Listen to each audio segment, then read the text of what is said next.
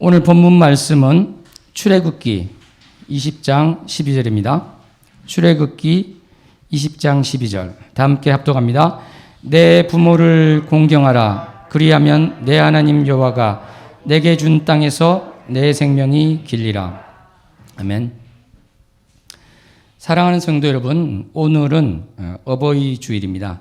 지난주 어린이 주일을 맞이해서 우리가 어린이, 청소년, 이 자녀와 관련한 말씀을 나눴는데요. 오늘은 또 부모님과 관련한 말씀을 함께 나누면 좋겠습니다. 저는 몇 해 전 어느 이제 장례식장을 갔었는데요. 거기서 앉다 보니까 우연히 앞에 어떤 분이 앉으셨는데 상주가 인사를 시켜서 같이 이제 초면에 인사를 나누는데요. 그분은 경북 안동 하회마을 출신이었습니다. 그러니까 시간이 멈춘 것 같다던 바로 그 유명한 유교 마을 출신이었던 것입니다. 저는 이제 목사라고 소개를 하면서요. 제가 참 이 유교에 대해서 남존여비라든지 권위주의 뭐 이런 문제점이 있는 것을 왜 모르겠습니까? 그렇지만은 저는 이제 그분에게 덕담을 했습니다. 참으로 유교에서는 배울 점도 많은 것 같습니다. 이렇게 이야기했을 때 그분이 이제 자기는 사실 이 장례식장도 옛날 전통대로 3번 다 온다. 매일 이렇게 온다. 이렇게 이야기를 하셨습니다. 그러면서 제가 유교에는 또 효라는 좋은 것이 있지 않습니까? 효도 자녀들에게 이제 잘 가르치시겠네요. 뭐 이런 식으로 여쭤봤더니 그분이 이제 이야기하시기를 자기는 뭐 특별히 가르치지 않는데 자녀들이 자기가 그 부모님에게 깍듯하고 공손하게 대하는 것을 보고 하나도 안 가르쳤는데 아이들이 그렇게 하더라. 이렇게 이야기를 했습니다. 우리 문화를 보면은 이렇게요. 전통적으로 효를 강조하는 사회였고 그 영향이 오늘날까지 이어지고 있습니다. 이것은 이제 가깝게는 조선시대 성리학 이런 영향일 수 있겠죠. 퇴계 이황은 효자의 도리는 천성에서 나오는 것으로 모든 선에 으뜸이 된다. 이런 이야기를 또 하였습니다. 그런데 좀 더 이제 멀리 가보면요. 우리 문화는 이 어떤 면에서는 유교랑 또 별개로 부모님을 잘 모시려는 이런 마음이 있는 것 같습니다. 일반적으로 또 보면은 이 자녀에 대한 한국 부모님들의 유달리 큰 사랑 이런 것을 보더라도 우리 사회는 좀 전통적으로 정이 많은 문화가 아니었나 이렇게 보입니다. 이러한 이제 사랑이 많고 정이 많은 것은 크게 보면 어떻겠습니까? 하나님의 형상대로 지음을 받은 우리 피조물인 사람 속에 있는 그러한 선한 모습이 아닌가 이렇게 생각이 됩니다. 또 이 효와 관련해서 또 우리가 생각해 볼 수 있는 것은요. 현재 모든 또 인류가 바로 하나님께 순종했던 노아의 자손 아니겠습니까? 그리고 또 아브라함 자손이 이스라엘 지역을 벗어나서 곳곳으로 흩어졌지요. 그런 것을 생각한다면은 어떤 식으로든지 하나님의 말씀에 직간접적으로 영향을 받은 그러한 결과일 수도 있겠다. 이런 생각을 할 수도 있을 것입니다. 그렇다면은 사랑하는 성도 여러분, 이 하나님 영향을 받은 그런 것이라고 볼 수도 있지만 하나님께서 또 직접적으로 부모님과 관련해서는 어떤 이야기를 하셨습니까? 그것은 바로 우리 10계명에 잘 나타나 있습니다. 10계명을 보면은 1계명에서 4계명까지는 하나님을 사랑하는 이 문제에 대한 것이죠. 그리고 6계명에서 10계명은 바로 이웃사랑과 관련한 내용입니다. 그런데 이웃사랑과 관련한 계명 중에 가장 먼저 나오는 것이 바로 오늘 본문에서 본 그 말씀입니다. 앞부분 한번 같이 합독해 볼까요? 내 부모를 공경하라. 이 말씀이 나오고 있는 것이죠. 이 히브리어 원어를 보면은 부모, parent 이렇게 돼 있는 것이 아니라 너의 아버지, 너의 어머니 이렇게 따로따로 이야기를 하고 있습니다. 그리고 공경하라는 것은요. 이 원어에서 보면은 중히 여긴다. 가볍게 여기지 말라. 이런 것이 되겠죠. 그래서 신명기 27장 16절에 보면 어떻게 되어 있습니까? 부모를 경휼히 여기는 자는 저주를 받을 것이다. 이런 이야기까지 나오고 있는 것입니다. 어떻게 보면요. 이웃과 관련해서 가장 큰 부분이 살인하지 말라. 이것이 될 것 같은데 사실은 이것보다 더 중요하게 부모님을 공경하는 것. 이것이 이제 첫 번째로 나와 있는 것이 우리는 그것이 눈에 띕니다. 왜 그럴까요? 그것은 첫째 그만큼 부모님에 대한 공경이 중요하다. 이것을 이야기하시는 게 될 것입니다. 이 부모님에 대한 공경은 더 큰 테두리에서 보면은 가족 사랑이라는 것, 이것과도 연관이 되겠죠. 그래서 디모데전서 5장 8절에 보면 어떻게 됐습니까? 자기 가족을 돌보지 아니하면 믿음을 배반한 자요 불신자보다 더 악한 자니라 되어 있습니다. 가족에 대한 돌봄, 가족에 대한 사랑, 이러한 것들은 참으로 이제 중요한 것인데, 사실 이렇게 부모님을 공경하는 것은 이것과는 또 차원이 또 다른 그러한 문제라고도 할 수 있을 것입니다. 왜냐하면 부모님을 공경하지 못하면 결국 하나님도 공경하지 못하는 그러한 일이 될 수가 있을 것이기 때문입니다. 이것은 요한 1서에서 하나님을 사랑한다고 하면서 형제를 사랑하지 않고 미워하는 것은 어떤 자라고 했습니까? 거짓말하는 자라, 이렇게 이야기했는데 그것과도 일맥상통하는 것 같습니다.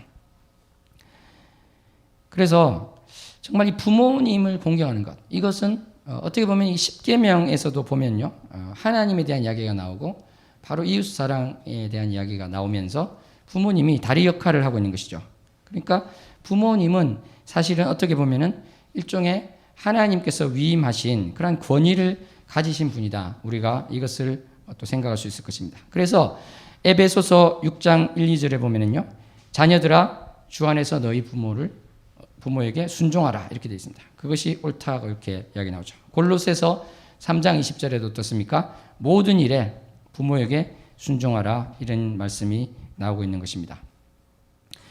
이렇게 부모님은 그냥 가족 중에 한 일원인 정도가 아니라 바로 하나님과의 연관해서 하나님께서 다스리시는 그 권한을 가지고, 권위를 가지고 가족을 다스리는 그러한 것을 위임받은 분이다.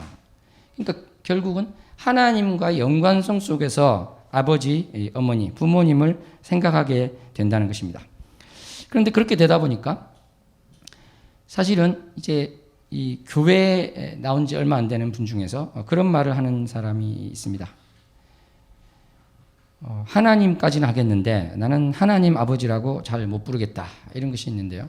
그 중에 이제 가장 또 극단적인 경우는 어떤 경우가 있냐면 자기는 절대 못하겠다. 왜냐하면은 나는 아버지를 생각하면 어릴 때 몽둥이로 맞던 기억밖에 안 난다, 이렇게 이야기를 하는 것입니다. 그분은 참으로 혹독하게 많이 맞고 자랐다, 이렇게 이야기를 했습니다.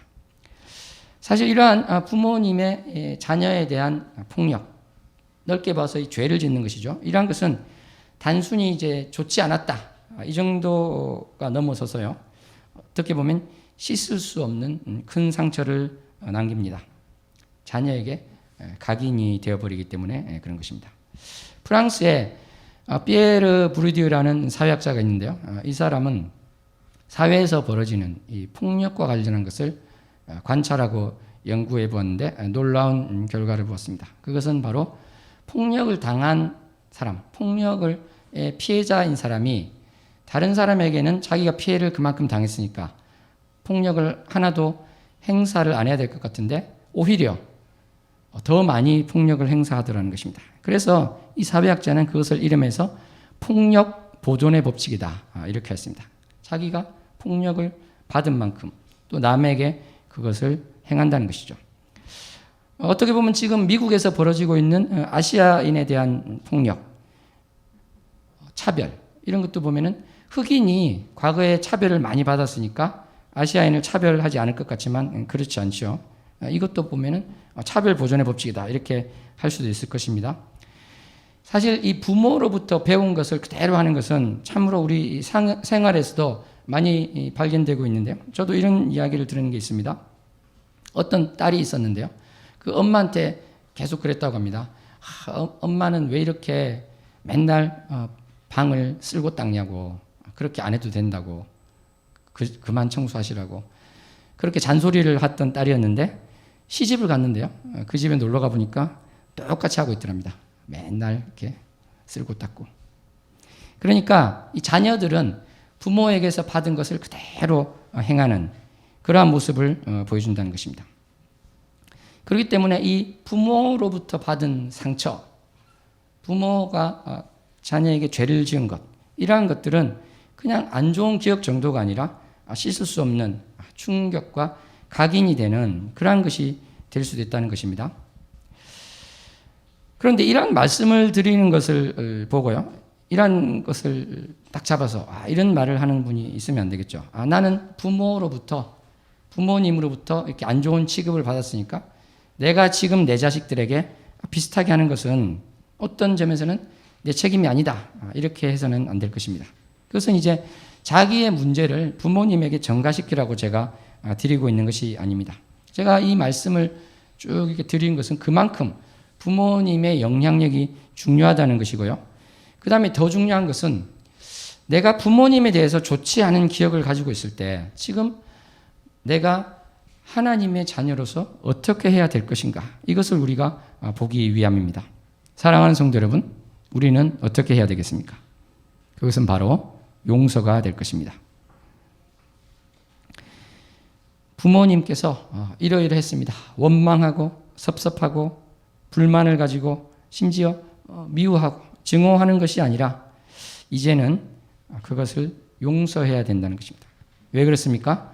바로 태산보다도 더 큰 나의 죄를 주님께서 용서해 주셨기 때문에 그런 것입니다. 1만 달란트 빚진 자 이야기 알고 계시지 않습니까? 마태복음 18장에 나오는 그 말씀을 보면은 왕이 10,000달란트의 빚을 탕감해 줬습니다. 이 한 달란트는요, 무게로 치면 34kg 정도 됩니다. 34kg인데 이것을 금으로 해서 보면은 어느 정도 값어치가 되겠습니까? 금 1만 달란트. 그러면은 대충 계산하면 한 6조 정도 납니다. 6조. 어마어마한 돈이 나오는 것입니다. 그러니까 이것을 얼마나 이게 많은 돈인가 제가 한번 시각화하기 위해서 생각을 해봤더니, 자, 10,000원짜리 100개가 든 100만 원 다발이 있어요. 이 100만 원 다발을 이렇게 길게 놓는 것이 아니라 책을 꽂듯이 이렇게 막 늘어놓는다고 생각해 보죠. 두께로 100만 원짜리 이것을 두께를 쫙 이렇게 늘어놓으면은, 만약에 서울에 이제 늘어놓는다고 하면은 국민대에서 고려대, 저기 동대문 청량리역을 거쳐서요, 잠실, 그 다음에 수서역, 서울 만남의 광장, 구로 뭐 이런 식으로 해서 상암동 월드컵 경기장, 저기 상명대까지 이런 식으로 하면은 한 60kg가 됩니다. 그 돈다발이요, 60kg를 쭉 이렇게 쌓았을 때 할 수 있는 돈이 바로 6조 정도 되는 어마어마한 돈이 되겠습니다. 이러한 어마어마한 빚을 탕감해 줬죠. 그런데 이 사람은 어떻게 했습니까? 나가다가 자기 동료를 만났는데 100데나리온의 빚을 이제 갚지 않은 것이죠. 한 데나리온이 하루 품삯이다. 그러면은 100일 동안 번 돈이니까 많이 쳐도 1,000만 원이 안 되는 그런 돈 아니겠습니까? 그러니까 그것을 내놓으라고 이제 막 목을 잡고 있는 것입니다. 근데 그 100만 원으로 하면 1,000만 원이라고 해도 10cm 그 정도밖에 되지 않는 그러한 것입니다. 그러니까 우리 주님께서는 나의 정말 어마어마하게 많은 빚, 나의 죄를 용서해 주셨는데, 정말 내가 부모님에게 생각하는 그 죄라고 할 수 있겠죠, 물론. 그것을 용서하지 않는다면 그것은 주님이 보실 때 올바르지 않는 것이 됩니다. 이 마태복음 18장에 나오는 비유를 보면은 이렇게 자기 빚을 탕감을 받았는데 동료의 빚에 대해서 내놓으라고 윽박지은 자를 어떻게 했습니까? 너 그러지 마라, 이 정도로 한 것이 아니라 그 빚을 다 갚도록, 그 어마어마한 10,000달란트 빚을 다 갚도록 옥졸에게 넘긴다고 했습니다. 옥졸은 고문관입니다. 고문. 절대 갚을 수 없는 돈이죠. 그러니까 영원히 고문을 받는 그러한 것이다. 그러니까 너가 용서 못하면 사실 너가 과연 용서받은 자인가 생각해 보라는 것이 되겠습니다. 사랑하는 성도 여러분, 이 예화를 통해서 주님께서는 우리에게 엄하게 말씀하고 계십니다. 내가 너의 그 큰 죄를 다 용서해 주는데 너는 왜 부모님의 너에게 행했던 것을 용서하지 못하는가 말씀하고 계십니다.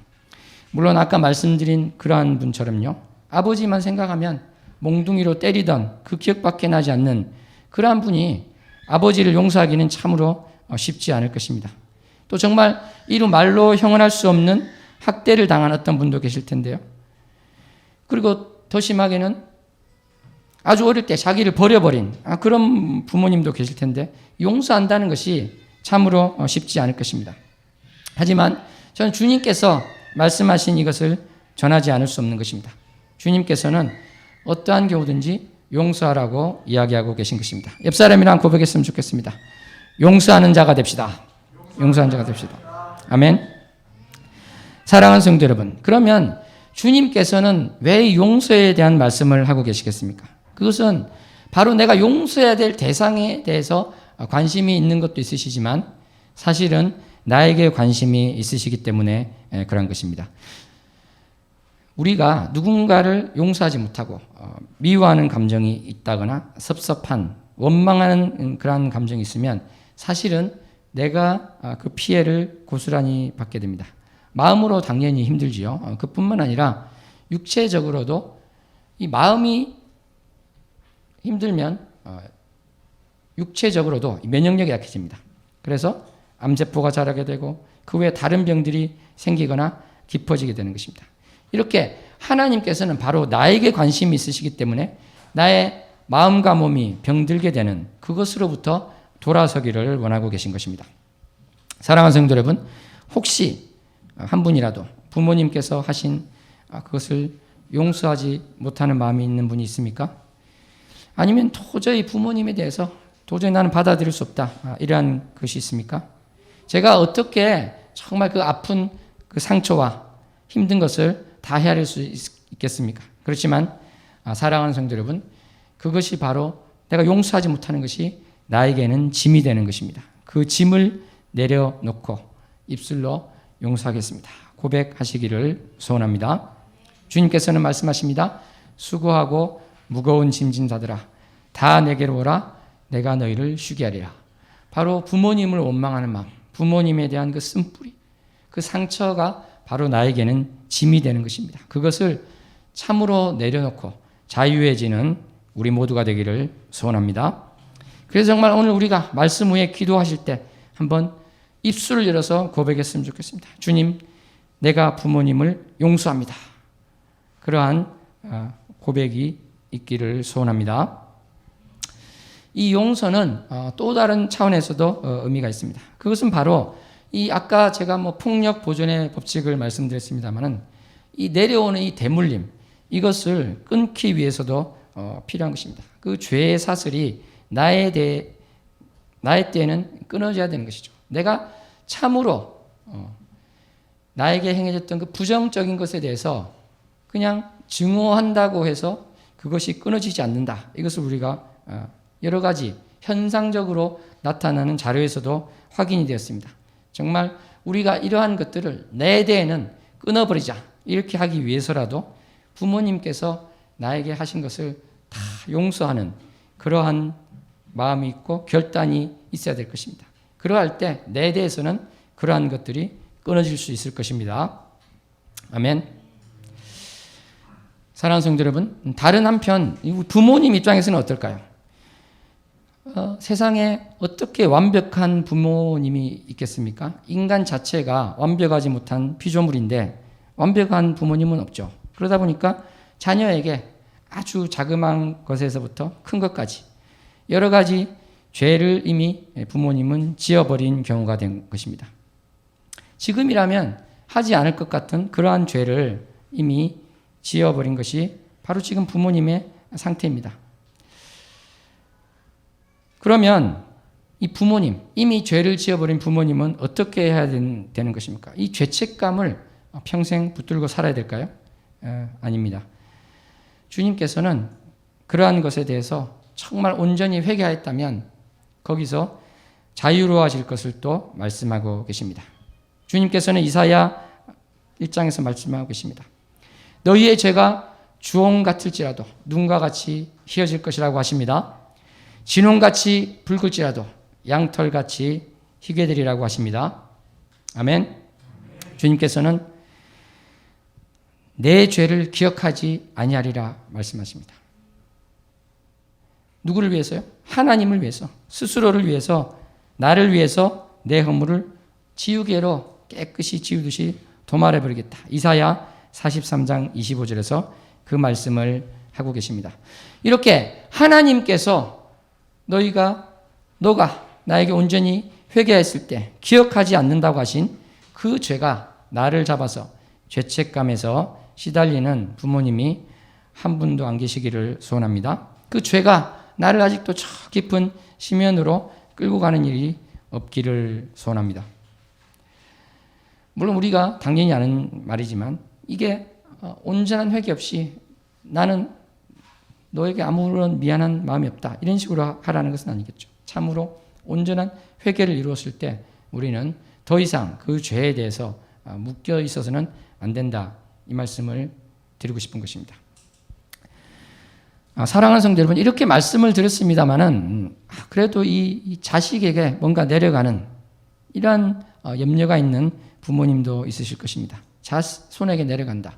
이런 것 사실은 민수기 14장 18절 등에 나오는 그 아버지의 죄악을 자식에게 3, 4대까지 이르게 갚는다. 이 말씀과도 연관이 있을 것입니다. 실제로 이스라엘 백성들은요, 이 말씀을 근거로 해서 자식들이 내가 지은 죄 때문에 하나님으로부터 복을 받지 못하는 그런 운명이 있다. 이렇게 생각을 하곤 했습니다. 그래서 예를 들어서 어떤 자녀가 이가 시다 그러면은 그것은 너희 아버지가 신포도를 먹었기 때문이야. 이러한 속담까지 생겼습니다. 그러니까 신포도를 먹으면 아버지 이가 시야 되겠죠. 그런데 자녀의 이가 시다는 것입니다. 자녀는 신포도를 안 먹었는데 왜냐하면 하나님께서 그 아버지의 죄악에 대해서 자손 3, 4대까지 갚겠다 했기 때문에 그래서 바로 신포도에 관련된 속담까지 생겼던 것이죠. 사랑하는 성도 여러분, 그런데 하나님은 그런 분이 아니십니다. 그래서 이 오해에 대해서 하나님께서는 분명히 이야기를 하고 계십니다. 예레미야 31장 29절 보면은 다시는 아버지가 신포도를 먹었으므로 아들들의 이가 시다하지 아니하겠고 이 말씀을 하고 계신 것입니다. 에스겔서 18장에도요 똑같은 말씀이 납니다. 속담에 아버지가 신포도를 먹었으므로 그의 아들의 이가 시다고 함이 어찌 된 것이냐 하면서 다시는 이 속담을 쓰지 못하게 되리라 이 말씀을 하셨습니다. 이렇게 하나님께서는 여러분의 죄 때문에 자녀가 계속 고통당하는 그러한 것으로 하지는 않으시겠다고 분명히 말씀하셨던 것입니다. 따라서 이 죄에 대해서 진실로 회개했다면 죄책감에서 자유로워 주시고 이 자유로움을 가능케 한 주님께 영광 돌리기를 소원합니다. 사랑하는 성도 여러분, 아까 이 전통 사회에서의 부모님의 효에 대한 말씀도 이렇게 드렸습니다만은 참으로 우리 크리스찬이 부모님께 가져야 되는 이러한 공경은 어떠한 것이 되어야 되겠습니까? 이것은 어떻게 보면은 유교처럼요, 부모님을 높은 곳에 모셔드리고 좀 약간 한 발 두 발 물러서서 절하는 그것을 좀 넘어서는 것 같습니다. 그것은 바로 우리가 부모님께 다가가서 부모님을 안아드리는 사랑이라고 생각합니다. 부모님도 사실은 나와 같이 연약한 피조물입니다. 부모님의 그 부족한 점을 이해하고 용서할 뿐만 아니라 이제는 그것을 전혀 생각하지 않고 부모님을 꼭 껴안아드리는 것, 그것이 바로 크리스찬의 부모님에 대한 공경이요 사랑이라고 생각합니다. 직접 만나지 못하시는 분들은 마음만으로도 부모님을 꼭 껴안아드리는 오늘이 되기를 소원합니다. 이 부모님을 통해서 우리가 세상에 태어났습니다.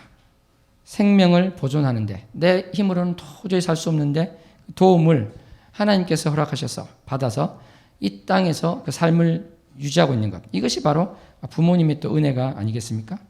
그래서 내가 부모님에 대해서 판단하고 섭섭해하고 원망한 것이 있었다면 이제는 완전히 내려놓고 부모님의 연약함을 이해하고 가슴으로 부모님을 안아드릴 때 우리의 쓴뿌리는 진정으로 치유함을 받고 주님께서 나를 용서하신 그 용서가 복으로서 우리에게 향유될 수 있을 것입니다. 사랑하는 성도 여러분, 이렇게 내게는 상처가 되고 쓴뿌리가 되어버린 모든 것을 용서하고 난 내가 부모님에게 드릴 것은 무엇이겠습니까? 나라는 이 생명을 잉태해서 너무나 기뻐하시면서 환하게 웃으시면서 또 눈물로 감사해 하셨을 부모님을 생각합시다. 태 속에서 움직이는 나를 보시면서 참으로 그 기쁨과 사랑이 충만하셨던 부모님을 생각합시다. 내가 정말 태어나기 전 아무 일 없이 태어나기를 빌고 또 빌었을 우리 부모님을 기억합시다. 내가 태어나서 걷지도 못하고 말하지도 못할 때 나를 안아주시고 업어주시고 내가 아플 때 같이 울었던 부모님을 생각합시다. 정말 세상에서 모든 것을 다 주고 싶었지만 그런 형편이 못 됐을 때 눈물 지었을 부모님을 생각하면 좋겠습니다. 정말 내 입에 들어가는 음식을 위해서 부모님께서 그래서 양보하셨던 그 부모님, 나의 아픔을 자신의 아픔보다 더 아파하셨을 부모님을 생각합시다. 그리고 이러한 부모님께서 나에게 주신 이 사랑과 은혜가 바로 하나님께서 나를 향하신 그 사랑의 한 단면을 보여주신 것이다. 우리는 이렇게 보아야 될 것입니다. 정말 하나님의 사랑을 못 느끼는 사람에게는 바로 하나님께서 부모님을 통해서 그 사랑이 어떤 것이라는 것을 그 한 조각을 보여주신 것입니다. 우리는 이렇게 고백할 수 있을 것 같습니다. 하나님 감사합니다.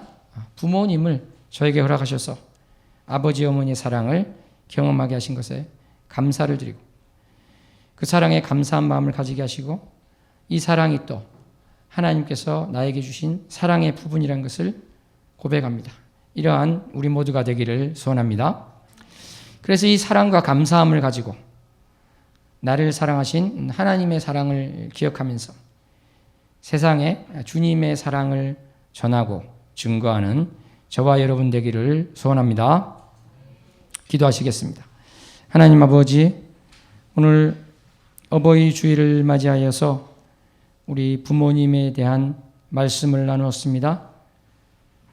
이 자리에 또 온라인으로 예배드리는 분들 가운데 부모님으로부터 받은 상처와 또 그것이 쓴뿌리가 된 분들이 있다면 주님께서 위로하여 주시고 치유하여 주시옵소서. 입술을 열어 용서합니다. 온전한 고백을 하게 하여 주시옵소서. 또 자녀에게 참으로 왜 하였나 후회가 되는 죄에 대해서 기억나는 우리 부모님들, 그 죄책감을 또 위로하여 주셔서 죄책감을 이제 없게 하여 주시고 죄를 기억하지 않는다는 주님의 그 약속의 말씀이 심겨져서 자유함으로 살아가는 우리 부모님이 되게 하여 주시옵소서.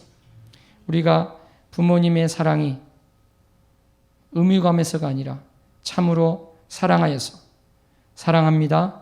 그 입술의 고백을 할 수 있는 우리 모두가 되게 해주시고 지금은 약해지신 부모님을 두 손으로 꼭 안아드릴 수 있는 우리 모두가 되게 하여 주시옵소서. 예수님 이름으로 기도합니다.